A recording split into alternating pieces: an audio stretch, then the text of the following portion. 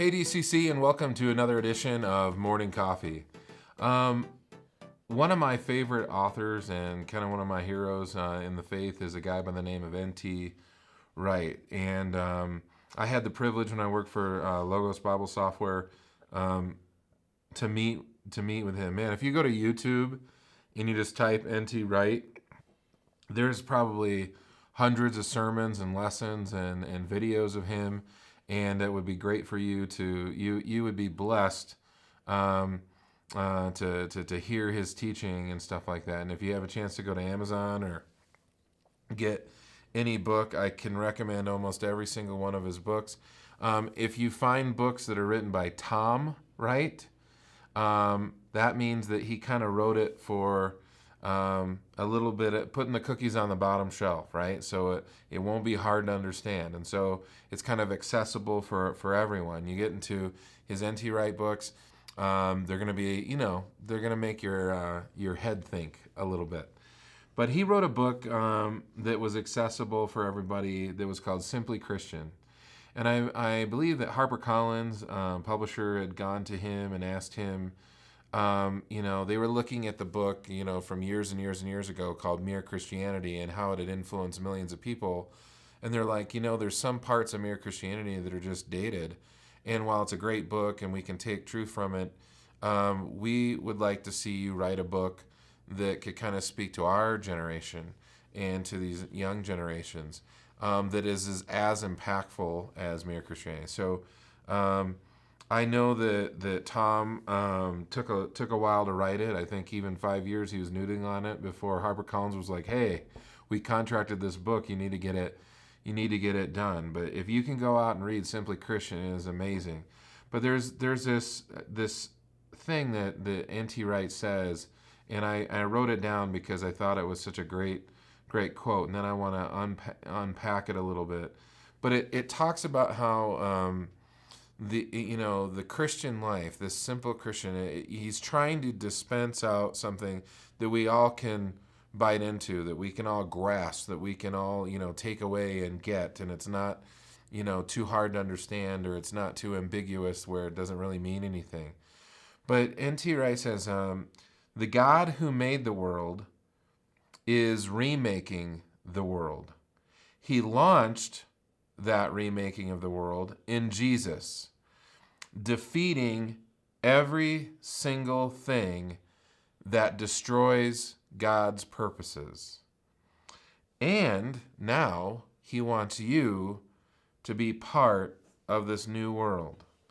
And so there's these themes, right? God redeemed and is remaking the world, and that started at Jesus, right? If we go back to Genesis, right, and you get through the first two chapters of Genesis, and you get in Genesis 3, you see this serpent come in, and it's going to have a conversation. It's not just with Eve. Adam is right there and has this conversation.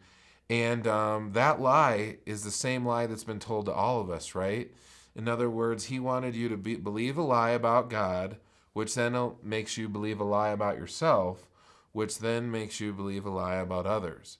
And so there's a lot of symbolism in Genesis 3, right? And so, but one of the things I want you to hold on to is in Genesis 3, before we get to the sin that Eve and Adam have, it was perfect. They were walking through the garden with God. They were enjoying the companionship of God. And it was here in this world. It wasn't in some floaty cloud place with angels like floating by with little, frickin' harps and stuff like that. It was this reality of a world in which God was walking with human beings and having this dwelling place, right? And so we see images of this, right? When you look at the temple and the tabernacle, when you get to the children of Israel, right? And they build the tabernacle first, and then they build the temple. When you see those things, there's this idea of God dwelling amongst us, right? There's the Holy of Holies where the Ark of the Covenant is, and the presence of God, and only the high priest can go in, right? And then he has to mind his P's and Q's.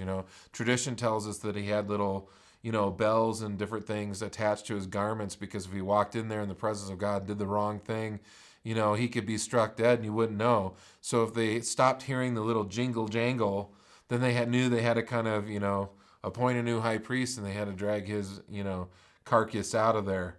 But there's this beauty that's in the garden that was lost, right? Adam and Eve sinned, but there's this beautiful symbolism, right? That where was the tree of the knowledge of good and evil that she's going to eat from? It's in the center of creation, right? So Satan automatically, think of the symbolism there. I want Eve to put herself in the center of all creation. Then I'm going to get her to doubt what God says. I'm going to get her to believe something, a lie about this God. And so she's told that he doesn't have your best interest in mind. He's worried that you're going to become just like him, and if you eat this fruit, you're going to be just like him. So she believes a lie about God, which then allows her to believe a lie about herself. What does Eve do when she takes the fruit? She stops trusting in God as her all in all. He's provided the entire garden, all the food, all the clothing, everything that they have, right? Every single thing that they're experiencing has been given to her. He's her protector, provider, everything. But in that moment, she puts her position in the place of God and says, I want to be just like him, and I can be just like him. I'm not going to trust him anymore, and I'm going to put myself on the throne, and I'm going to make decisions for me. All right? And then what happens is we see that now I'm going to believe. Because of that result, I'm now going to believe a lie about others. And so you see Adam and Eve hiding themselves. You see them embarrassed and ashamed of their nakedness. You see all these things that come out. And, it's not just a few chapters later where you see Cain kills Abel, and there's murder, and there's strife, and then we just see those things unfold, right? So during the fall, when we see mankind fall in sin, Satan now starts to affect creation, right? Part of the curse. The ground isn't going to just bring forth, your abundance. You're going to have to till it, and you're going to have to fight thorns and weeds, and there's going to be pain in childbirth. There's going to be all these things, right? So there's something about creation and the way that God had ordered things that got destroyed through sin and through Satan when we see that fall in Genesis chapter 3. But N.T. Wright is saying, then Jesus comes on the scene, right? And here's God in human flesh, and Satan doesn't have a clue what's going on. This Son of God, Jesus, but now he's human. He doesn't know what to do. And so he starts to kind of tempt him and try to do the same thing to Jesus that he does with Eve. And he goes in and he tempts him in the wilderness, and he puts all this full court press on. But, N.T. Wright is right. It's Jesus and his death and in dying that completely starts to remake the world. And so that's the process of new creation. When you go to Romans chapter 6 and you go to 1 Corinthians, right, you see Paul uses that terminology that when we identify with the death, burial, and resurrection of Jesus, that we have this salvation and that we have this new life. We're a new creation. The old is past. Everything's become new.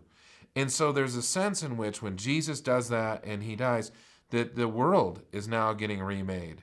And slowly but surely, God is carrying out his purposes, because he started with Jesus by destroying everything that destroyed his purposes way back in Genesis 3.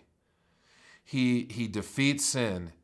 He defeats Satan. He declares the people that he has chosen as innocent.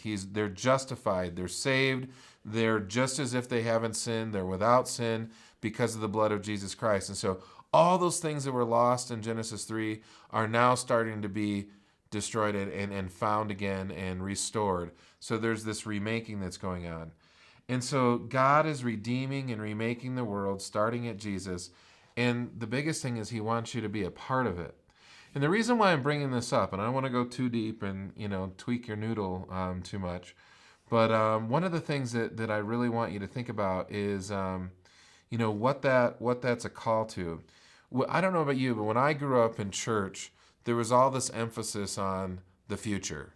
if you consider all the eternal things, right?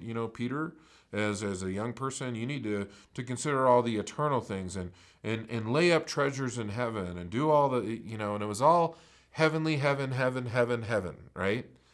And there's this complete focus in my upbringing that was all focused in on this spiritual kind of weird heaven where there's, I don't know, singing and all this stuff going on and stuff like that. But when you actually look at the scriptures, there's not a whole lot that's said about heaven. But there's one thing true, is if we go back to Genesis 3, before the fall, there was this idea that God had this perfect purpose for this earth. And he put human beings on this earth. He put his creation on this earth, and it was thriving, and it was beautiful, and God said it is good, it is perfect. And now God, so I guess the contrast that I want you to have is, instead of thinking about heaven, like, hey, one day when I get through all this crap, I'm going to die and I'm going to go to heaven. I want you to rather see that Jesus and God are appealing to you to get busy now. That you need to be part of this remaking of earth. That you need to be a person who's loving somebody unconditionally. That you need to be a good disciple, and that you need to be sanctifying your life, and you need to be going out there and doing the things that God has asked us to do, because he wants you to participate in this remaking, in this change, in this restoration of all things. And I just love that aspect of Simply Christian and what N.T. Wright brings out, because it's just this beautiful thing, right? It gives my life right here and now meaning. Before, when I was a little kid growing up in a fundamentalist church, my life didn't have a whole lot of meaning. It was just like, man, keep your nose clean and try to stay saved your whole life and keep asking Jesus in your heart. And then, at some point you'll die, and then hopefully you make it and you can go to heaven. And there really wasn't a focus in on what I could do to be changing the environment and the culture and the world around me. But you and I have a unique ability to love people and to change culture, and I don't want you to miss out on the power that you have. God lives in you. The Holy Spirit empowers you, and through loving people unconditionally, you can change your workplace, you can change your family, you can change the church. You can make this a beautiful place that God intended if you'll just simply commit to him. So stop believing the lie that Satan wants you to believe about God, and therefore it will kill and crush the lie about yourself, that you can be the determiner of your own future, that you're on the throne of your life. Take God, put him where he needs to be, and then you won't believe a lie about others, and you'll see them as God's creation and somebody who you need to love. Okay? So, might sound complex, but it's really simple, right? Just simply be a part of God's recreative process in restoring everything to this world. And the only thing you have to do, the only way to make that happen, is to accept him, follow him, and then love love him with everything that you have, and then love others. And that's the key. It doesn't get more complicated than that, okay? All right, think about that. Have a good day.